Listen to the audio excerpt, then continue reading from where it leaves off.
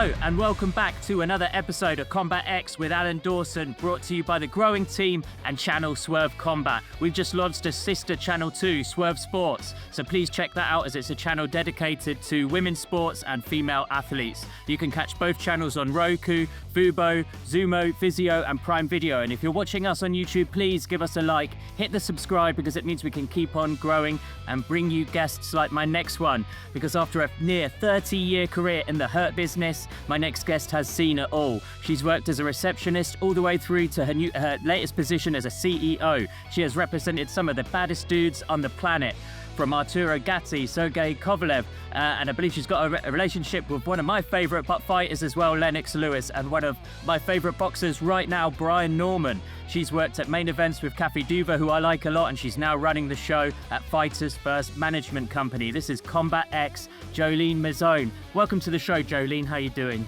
Good. How are you, Alan? Thank you for having me. I'm great, thanks. This is the first time you and I have spoken and met, but I've known about you and your business for years. I love the career arc you've embarked on. So if we could start at the beginning, what was your first role in boxing? Because if I've read it right, it was possibly just a short-term solution for you, but fast forward 28 years, you're still here, in a really prominent position. But when did it all begin for you?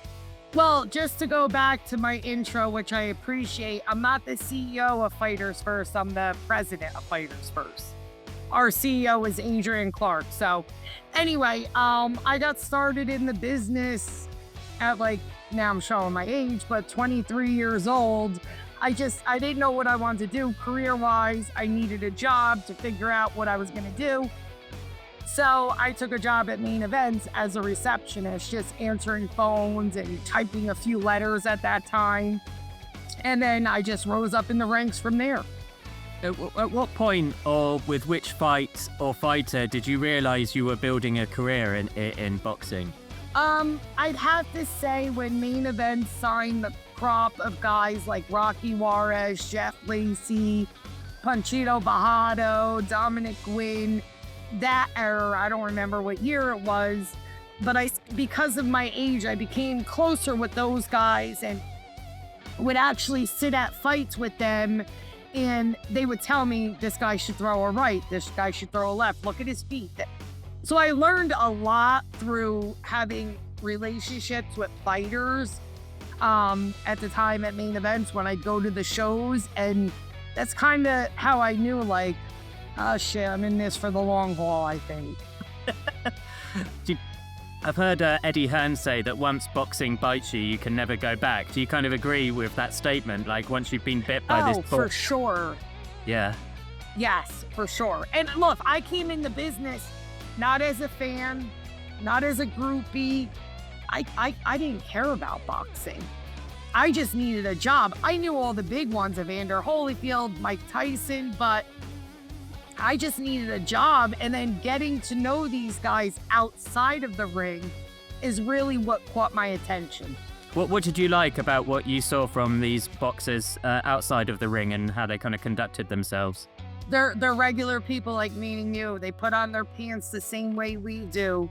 Is there a little diva in some of them? Of course there is. If we were in that situation, we'd probably be divas too. But put that aside, they're regular guys and girls at the end of the day. And that's what I see, because how I'm talking to you is how I would talk to Arturo Gatti down to a 4-rounder. I had that relationship where I guess you could say where I'm real. I didn't look at you like, oh my God, like a fangirl, so to say. And they could see right through that.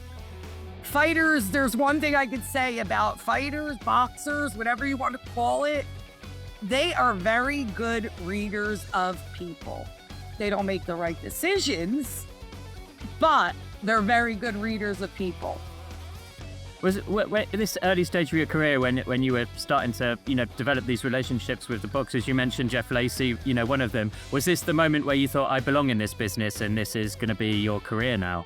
Yeah, once I moved from receptionist to fighter relations, where I do their travel and, all of the logistical stuff, the hotel and the transportation, I got to know them as people. And like I said, that's what kind of brought me in, because I was like, oh my God, I would love to see these young guys that I started working with go up the ladder and become world champion. Like, there's nothing better than that. You know, maybe I should stay in it.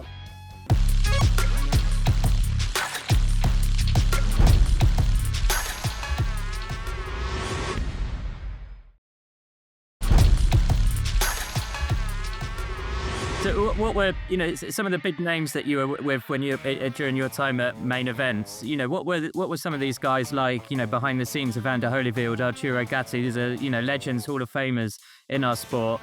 You know, but, you know, we know them as these kind of larger than life, you know, they've had these iconic fights. But when you hear these names, what kind of do you think of?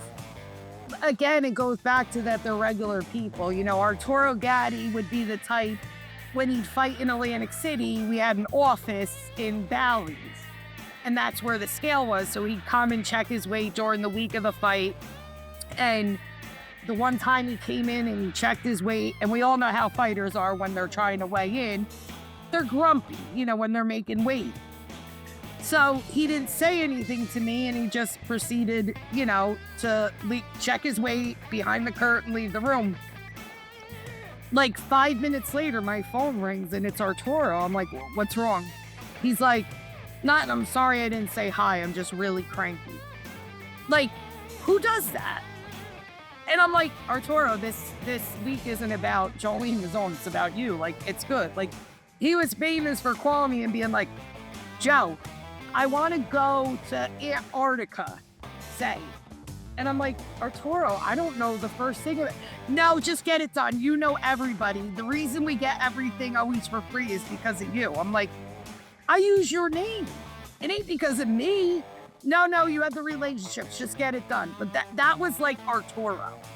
You know, he had a small circle and a huge heart, you know? And, you know, he had his demons. All of us do. But the people that were closest to him, he took care of, you know? So I seen that side. And then you've seen the sides of like a Fernando Vargas, who fight week don't even talk to him. And it's okay because he's cranky, you know, whatever. But after the fight was over, before, you know, if I was hanging out with him before a fight, it was like one of my friends. It was great. Because he was who he was. He was just a normal guy, and we had great times, you know? Lennox, story I could tell. Oh my God, there's so many stories with Lennox. So many stories. But Lennox, at the time, he was fighting the Rockman, the second fight. And he had a lot of people that worked for him. A lot. So we had to get the room, and Lennox, I believe he liked a ping pong table in his suite. So this was one time, this was the second Rockman. He had some girl, I forget what her name is, working for him. I used to always take care of it with the rooms. She's like, I want to go in and see Lennox's room. And they had the ping pong table because that's what he always got. She changed it to like a pool table. And I was like, no, I know him, this and that. Wow. When he got in, he was like, where the hell is my ping pong table? So like stories like that, I was just like, and it was like a whole big to-do. It was, you know, it was always because Lennox was always the easiest one to deal with. It was everybody else around him. Everybody else wanted something, needed this, you know, and, you know, this girl with changing it to a pool table and just making stuff up. It's like, what the hell are you doing? But that's the type of shit I bet I would deal with a lot of the guys. And, you know, we had a good time doing it. What were you saying about, like, these are, like, ordinary guys behind the scenes? Like, I've met Lennox a few times. You know, for me, you know, obviously being English in America, for me, he's, like, our best, you know, boxer of all time. You know, some people think Joe Calzaghe. For me, it's Lennox. I used to be in the Peacock gym. I remember he walked in. This is a public gym. And again, this is one of the reasons I love boxing. You wouldn't be able to do this at like a, you know, big NFL franchise or, you know, Manchester United in the EPL. You know, but he just walked in the gym. You know, it was quite quiet, just, you know, middle of the week. Sat down. He ordered a cup of tea because we had a, you know, like a canteen in the gym at the front.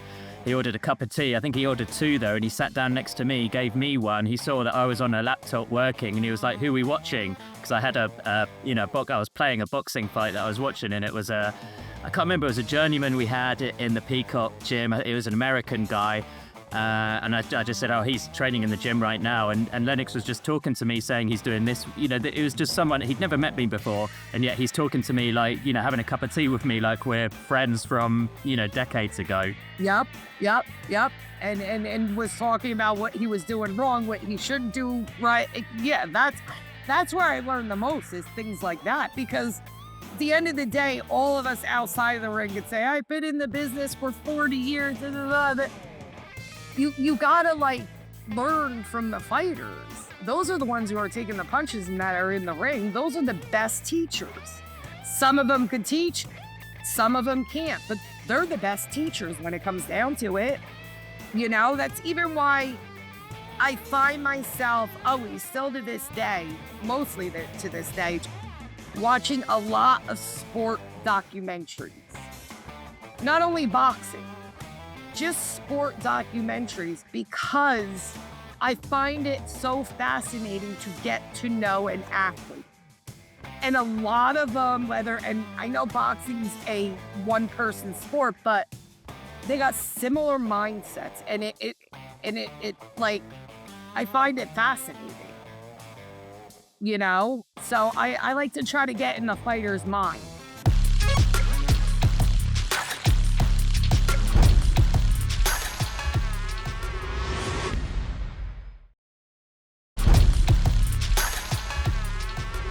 So you've worked with fighters across multiple generations, from the 90s through the millennium up until, 2025. I often see people online, older generations say, in my day, men were different, athletes were different. Do you agree with that? Do you think fighters' personalities and the way they hold themselves is different now compared to when you first got into the business? Oh, yeah, absolutely. I see fighters now, I think a lot of them, not all of them at all, because you still have some of those throwback ones, which I have a few of them, thank God. A lot of them seem more pampered. And where the fighters back when they went, I don't care if you were Marvin Hagler or Sugar Ray Leonard, you had adversity in the ring coming up in your career. And you need that adversity because it only makes you that much stronger. A lot of these guys these days haven't went through some of that adversity. It sucks when you go through it, but you need it to make you that much better and mentally stronger. When you mentioned you've got a few of your throwbacks, who are the throwbacks you like that you got in your stable? Well, see, I'm lucky because in my stable, I talk to any of my fighters and say, you want to fight this guy? And they say, yeah, let's do it, sign the contract tomorrow. There's no what shoe size is he, what ring size is he, does he have black hair or blonde hair? It's just send the contract and I want to fight. Yeah. One, that we have now, it's on top, and I've been screaming it since we signed him, but, no one really wanted to listen, nor did he was doing what he should have been doing in the ring for people to talk about him, as Brian Norman Jr. I tell everybody the story. The first fight we had with him, it was on a top-ranked card, January 2023, and that was his first fight with Top Rank. And I take him, because it was in Turning Stone, I take him to the Hall of Fame. First time he's ever been there. I'm like, let's go, the day after the weigh-in. So we go up there and we're looking and, whatever. He sees the museum and we go in the store. In the store, they have a bunch of stuff, memorabilia, clothes. So I say to him, Brian, get whatever you want. It's on me. Get some stuff if you want, whatever. So he's like, really? I go, yeah, whatever you want. He comes to me with what he wanted, 4 books. Yeah. About old school boxing. Yeah. Do you know what? That doesn't surprise me, because I was going to mention, I've only talked to Brian once, but we did an interview, and his reference points, I could tell, and I even mentioned it to him, to me, he's the Mike Tyson of the new era, not in the way he fights, but his encyclopedic knowledge and appreciation of boxing history. Yes. Mike Tyson had that, and Brian Norman is that today. So yeah, that's Yeah, that really does make me, think I had him right. Hearing that Yes. he's, going for the books from the old timers. That's Oh, amazing. yeah. He's a reader and he wants to learn and teach himself. And not only with boxing does he read, he reads everything. He's recommended a book to me that, it's more of like, I'll get the name to you, but it's a book that it like kind of teaches you how things happen for a reason in life and the energies. And it's a very interesting book that makes you think like, oh, wow, like you like kind of, create it into happening. Yeah. It was big on that. Like, I don't know if he started not looking at that book, but his come up was so based on speaking it into existence. And Exactly. yeah. And we've had so much of that speaking it into existence with Brian Norman. Yeah. It's wild, like good and bad things. It's wild. What are you guys speaking about right now? About like potentially speaking into existence for the next Okay, well, I'm gonna 3 years. not this, but I'm gonna give you that nobody knows this. When we went to New York for the Haney press conference, he was there, me, his father, and Adrian Clark, who's our CEO of Fighters First. We go out to lunch. So we're at lunch and we're just talking about boxing, like what I did in my career as a promoter. And I was talking about like old times. I'm like, yeah, I punched a few people in the face. And Brian was like, what are you talking about? I go, oh, I got in fights. Like when I was younger in my day, like I was scrappy. Like if somebody pissed me off, like I threw hands. And he was like, yeah, okay, Joe. I go, so I told him a story at a Zab Judah fight it happened.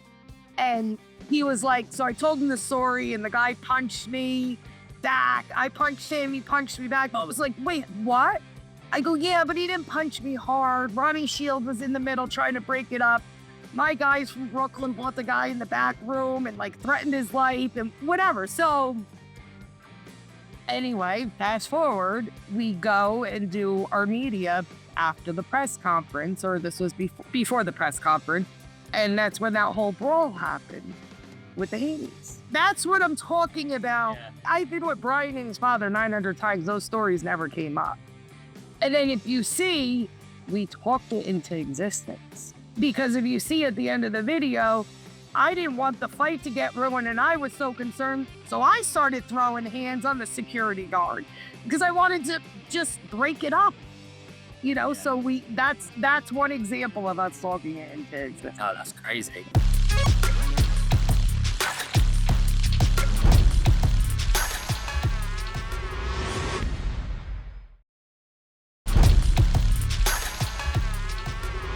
This wasn't on my list to ask, but have you got a dog called Apollo back there? Yes, Apollo Gatti. That's amazing. I've got a son called Rocky. We need to get Rocky and Apollo together. Oh, yeah, exactly. Yeah. He's named after Arturo Gatti, but it's a pop because we always used to call Arturo AG when we reference him. So I didn't want to name my dog Arturo Gatti. Like, I just wanted a part of Arturo. So we always called him AG. So I came up with my niece came up with Apollo. Oh, I love that. That's amazing. Yeah. Sticking on the on the theme of Brian Norman, because I really feel like that's my guy. I love Brian and I like watching him fight. He's got, it's amazing how quickly things can change in boxing when everyone thought Jaron Ennis was the boogeyman at 147. And then Brian, in just a short space, Brian's obviously been grinding to get into this spot. And then in 2-3 fights, he's the boogeyman now at 147. Jaron's gone up. What's left for Brian at welterweight? When will he move to super welterweight? What do you think are the best matchups for Brian over the next kind of 1 to 2 years? I think, me and Brian have talked about this, and I think right now he has Devin Haney in front of him, which I believe he will win against Devin Haney. So you got to always think of the future. And the good thing right now, to an extent, when you're the man, that's the best thing. So you beat Devin Haney, you're the man at 47. So now you have a smorgasbord, right? You have different levels of fighters. And I can't say any of these are going to happen, but you got Mario Barrios, who holds the WBC. You got Rolly, who holds the WBA. We're still trying to figure out the IBF. Then you got your Brian Garcias, Teofimo Lopez's. So you have like a smorgasbord, how I look at it. So it just depends. And this is where Brian's been so great, even with the Boots thing. You know, everybody wanted them to fight, and I understand that. But at the end of the day, this is the Brian Norman show. It's not the Boots Ennis show. It is for them in Philadelphia, absolutely, and for Eddie Hearn. That's their show. We can't follow their show. We got to figure out what our own show is going to be, and that's what we've been doing. You got to ignore all of that and just keep it moving. And look, everybody thought, oh, you're going to Japan against the puncher. I'm not saying the guy he fought was King Kong. But people were thinking, oh, this guy could stop him. This guy has a punch, this and that. And we see what Brian did, and he did it in a guy's whole country. You know, and, you know, going back to what you said of your favorite fighter, Lennox Lewis, when I worked for Main Events, Cathy Duva, one of her biggest things was bringing Lennox to the United States to make him accepted and that much bigger. That doesn't happen. I still say, in my opinion, and it's nothing against them, the Klitschko should have came back and forth to US and the UK. Yeah. You know, like, and I think that they're still huge. I'm not saying they're not. I think they would have been that much bigger. So with Brian going to Japan, now going to Saudi Arabia, like he's been saying too, he's a world champion. He's not a North American champion. There's titles that are North American. He's not. He's a world champion. So let the rest of the world see you. You know, I think that's the greatest thing. And him going to Japan, you know, he skyrocketed after that, you know? So it was the right thing to do. And what's great, it's so great about Japan is the people there, the fans there, they loved him. Even after they beat up their guy. They were waiting in the arena, and I was walking with Brian, and I've seen fans and stuff. You would have thought Brian Norman was like the Beatles thing. That's how I seen, like, these people's faces were like they were seeing the Beatles. You know, or that's going way back. I'm showing my age big time, but you know, or like New Kids on the Block, or that's even worse. But whatever, you get my point. Jonas Brothers, maybe. I don't know. I don't know if I was going to have any examples. I would be throwing out Justin Bieber. I think that's even more embarrassing. I don't know what my points of references would be. Yeah, no, that's newer, I guess. What can you tell us about this event and Justin's placement on it and the Texas fighting scene in general? Because that's a hot market in Texas right now. Yeah, well, we have with Desi Martinez. He's a promoter out in San Antonio. He's also a lawyer out there, who's a great partner to work with. He wants to give San Antonio guys opportunities, you know, in their home city. And, you know, Adrian has such a good relationship with them. You know, we've helped them in a sense where, you know, with the promotional side of it, just help them and give suggestions of what to do, what not to do. And at the same time, we get to put our fighters on there. And the place where Desi puts it, the Techport, I think probably smaller arena-wise is the best arena I've ever been in. And I've been in a lot. But just as far as the way it's set up, it's compact. It's just nice and clean. It's a great arena for like, and there's so much parking. So like, I look at that stuff from being a promoter. That's important, you know, and the arena is great.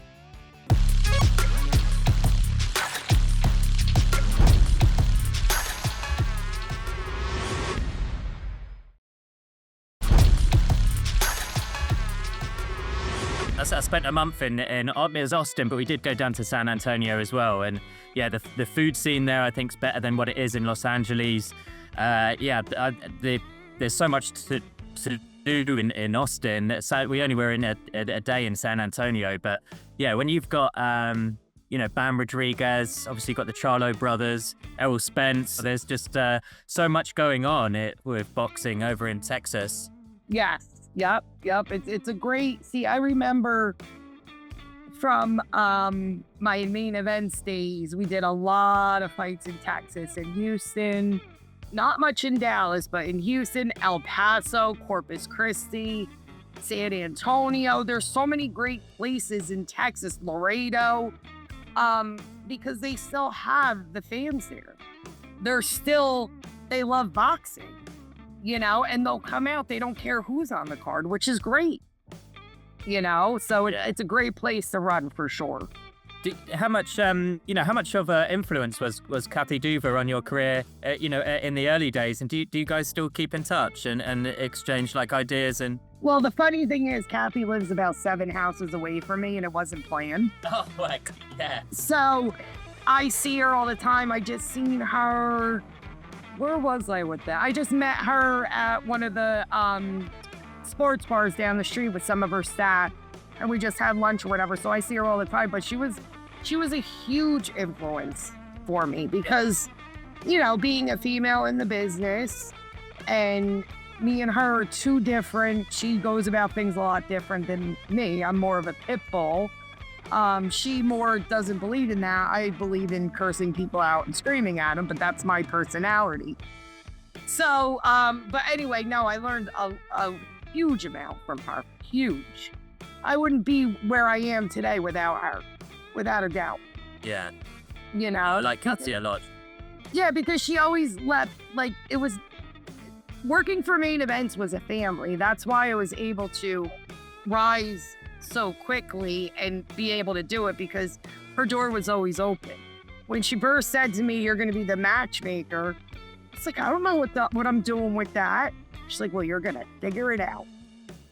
And guess what? I did. No other promoter, I don't think, would be like, "Oh, this girl, this female that worked with fighters, you'll be the matchmaker." No, she gave me the opportunity. And guess what? I did learn. I held my breath, but I learned, and I learned a lot from Russell Peltz. One thing I have to say with Russell, as far as matchmaking, when we were doing all those NBC shows, Russell, see, a lot of people, the problem that I always have in this business, especially when I was younger, people don't value my opinion because they're like, she don't know what she's talking about. Russell Peltz always did. My opinion always meant something to him, whether he agreed with it or not. He listened to it, so he was a huge influence with me too. Yeah. Because he let me, just like Cathy did, he let me make mistakes.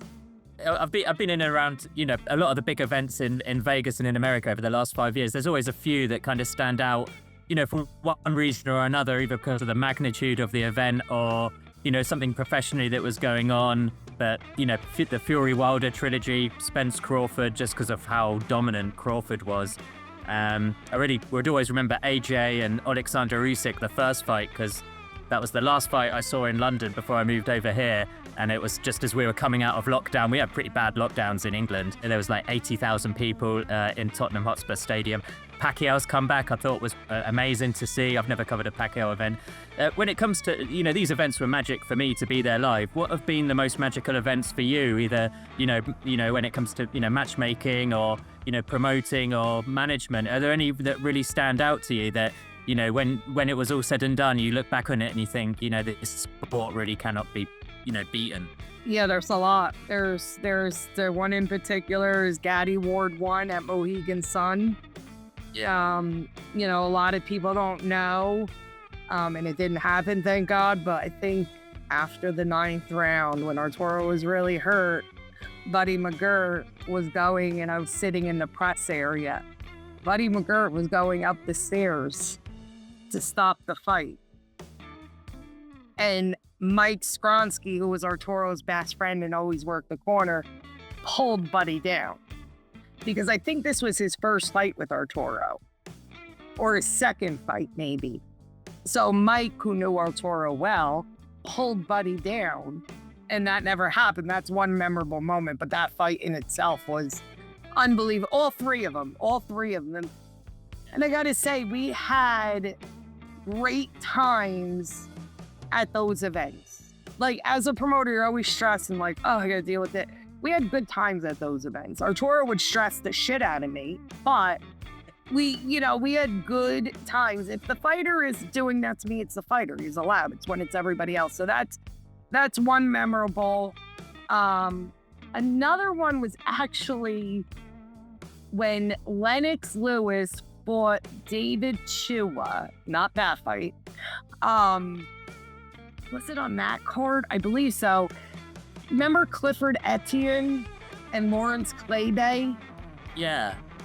Okay. It was an undercard fight.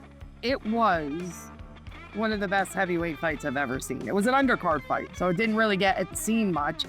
That one I remember in particular, and of course, being involved in the Lewis Tyson fight in Memphis. I was there for 3 weeks.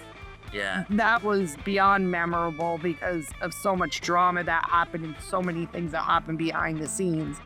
But when it was all said and done, and the security guards standing in the middle of the ring to separate them and the fight happening, that was like electrifying. That was like a wow moment. And there was a lot of like wow moments for me, like when Fernando Vargas fought Trinidad and De La Hoya. Those are events that you don't even see today. The hallways, especially with Trinidad, the hallways were filled with Puerto Ricans and Mexicans and who's fighting, and it was great. It was great because it was fans, And look, management so far, I've only been doing it for 3 years. I'd have to say is, when Brian Norman, stopped Santillan, who nobody picked him to beat in his backyard.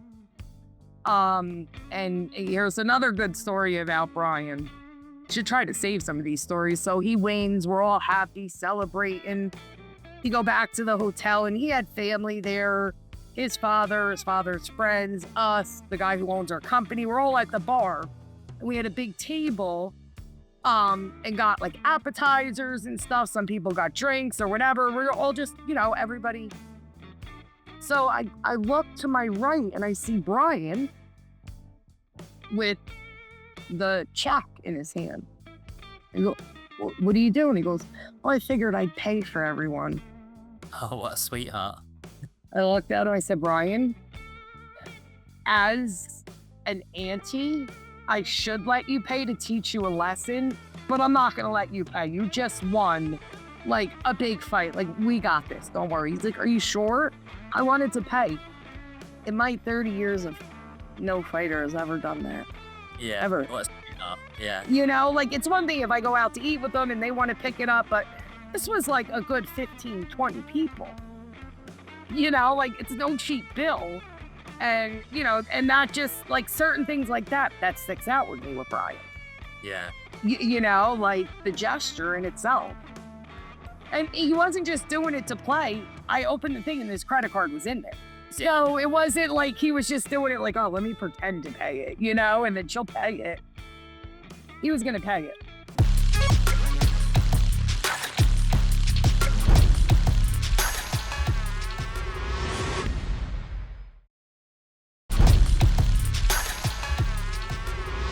I'd love to get your thoughts on a bit of like the business of boxing, right now.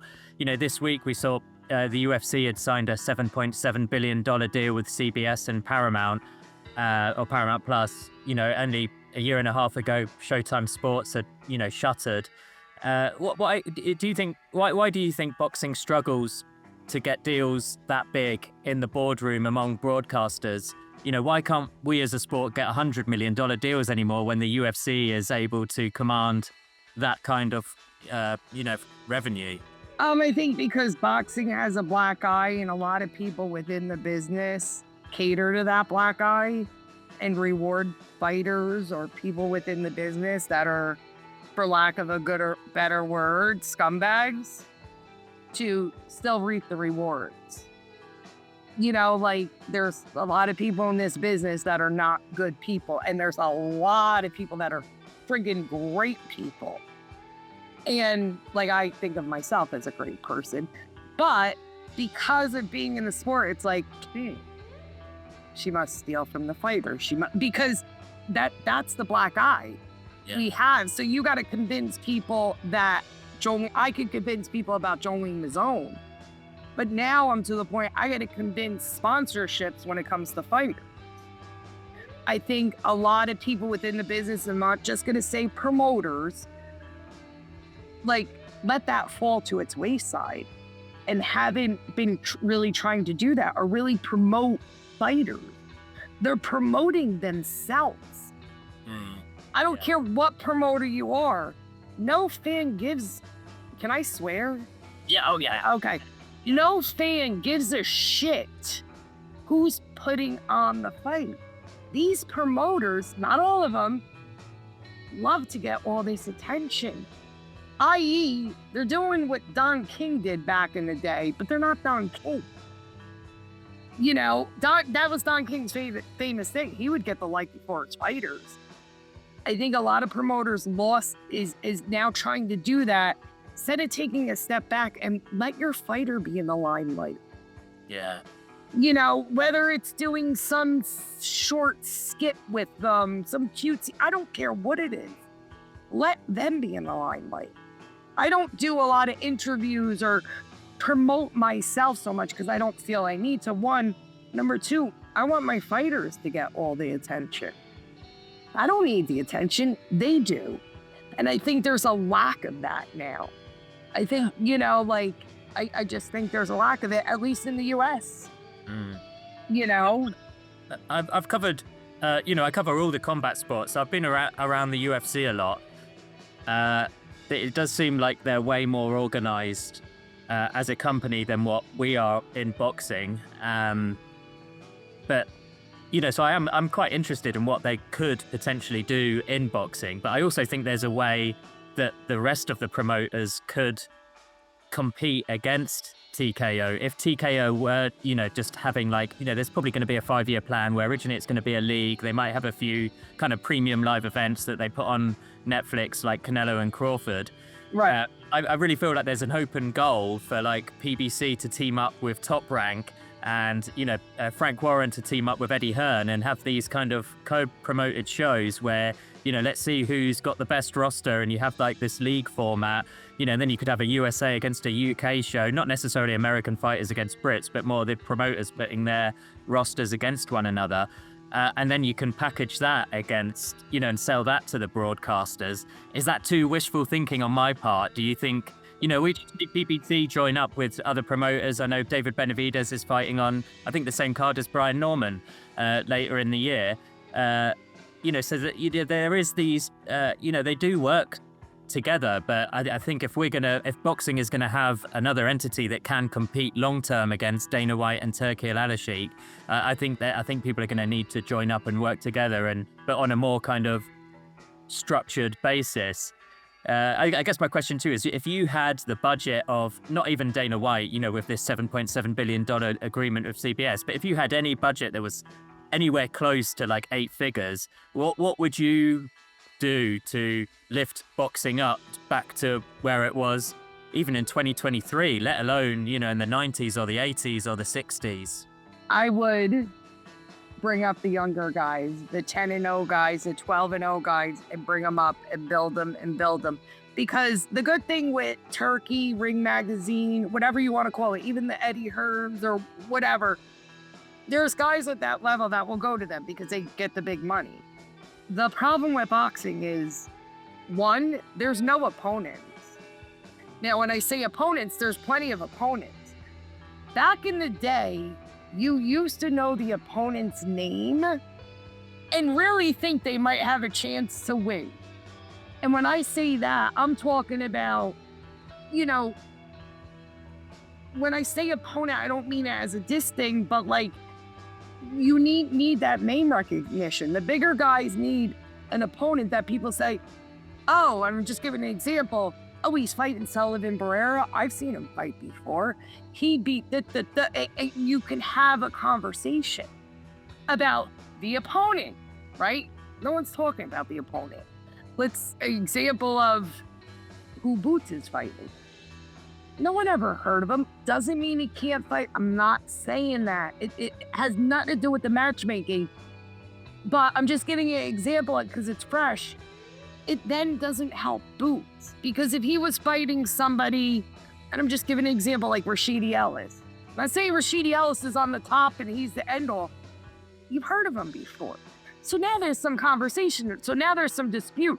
It's like the Haney and Norman thing. Yeah, Haney has fought way better opposition than Brian. But people know who Brian Norman is. So now you see all the chit chat online. Brian's gonna knock him out. No, Haney's gonna outbox. Now it's a great fight because both of them are known. You can't just, and I know from being a matchmaker, sometimes it happens, you gotta be more creative. I was in the game with Russell Pelt when we had NBC. Tyson Fury, Steve Cunningham, Tomas Adamek, Zab Judah, Sullivan Barrera, Chris Algieri. Those are just to name a few who fought on there. And guess what? Everyone name I said, you know. Yeah, Joseph Parker fought on there, okay? So they were young, not all of them, some of them fought on top, but they were all young, up-and-coming guys.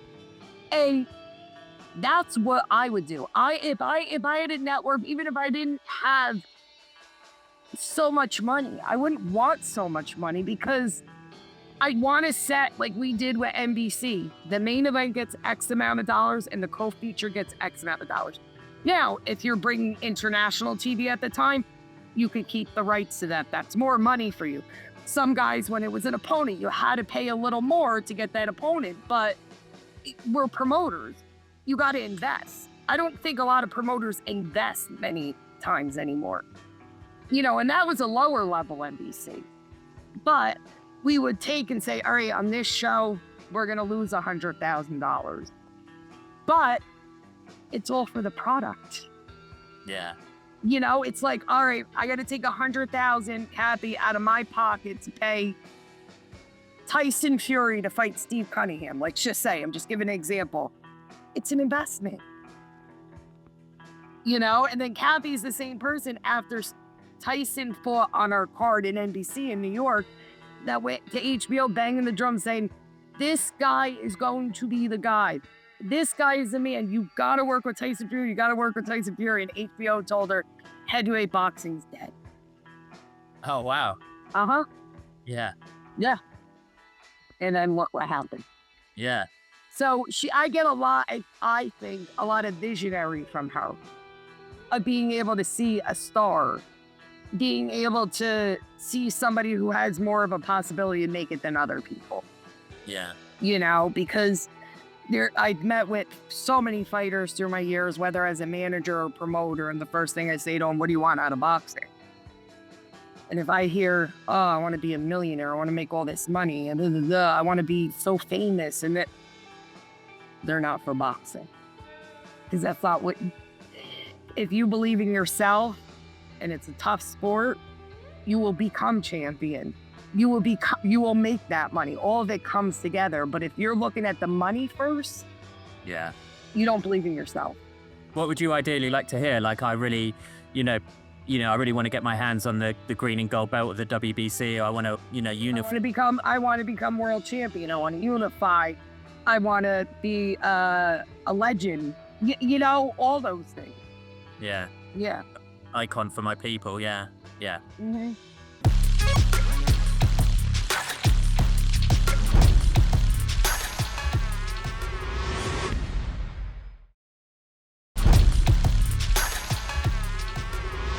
Is one of the last things I wanted to ask you was, we've seen a real boom in women's boxing in the last kind of 5-10 years. It does seem like there's more opportunities for female fighters now, particularly with Most Valuable Promotions. I think they've even just signed another fighter just while we've, had this conversation. Right. What advice would you give any woman coming into the business, on an executive side or management, promotion? What would you say would be the best things that they could do to start out in the sport? Don't ever use that I'm a woman and I don't get respected. You're not a woman, you should be a boss. It doesn't matter. Bosses come in all shapes, sizes, genders. So take the I'm a woman and this one's not respecting me and this one wouldn't look at me, and don't do that. Just be who you are and be a boss. Take the woman equation out of it. because, you know, look, I say this to everybody. The question I get all the time, how is it as a female to work in a male-dominated sport? Well, tell me one job in this world besides maybe like a hairdresser or something that isn't male-dominated. If you go work for, you know, Chase Morgan, there's probably going to be more men. You're not going to be the only woman, but most of this world is male-dominated. And you can't cry at it or complain about it. Just be a boss. Yeah. Be a boss. And you know what? When somebody's talking to me, I want to get out of their head that I'm a female. I'm a boss. And that's how I think a lot of women, you know, trying to make careers in male-dominated sports, like, just be a boss and stick to your morals. Don't fold for anybody and be who you are. But you don't have to be like a nasty bitch. You know, like, you could be a boss and just have the room respect you. And it takes time because you got to earn that, right? I didn't come into boxing and, oh, I'm the boss and I could do. No, I could be a boss because I answered phones. I set up chairs at shows. I had to drive a fighter to the airport. I had to take a fighter for a medical. I had to set up medicals. I made matches, and it goes on and on and on. So when I go to shows and I see the lower, you know, maybe they're not executives, I respect all of them because I used to do it. So I now feel that I've now earned the title as a boss because that's what I've created of myself, you know? Yeah, and I think that's a great place to end it as well. Like, I can't think of a better, you know, catchphrase or saying or motto than, you know, be a boss. I think that's a perfect way to end it. Thanks so much for your time, Jolene. That was Combat X, Jolene Mizzone.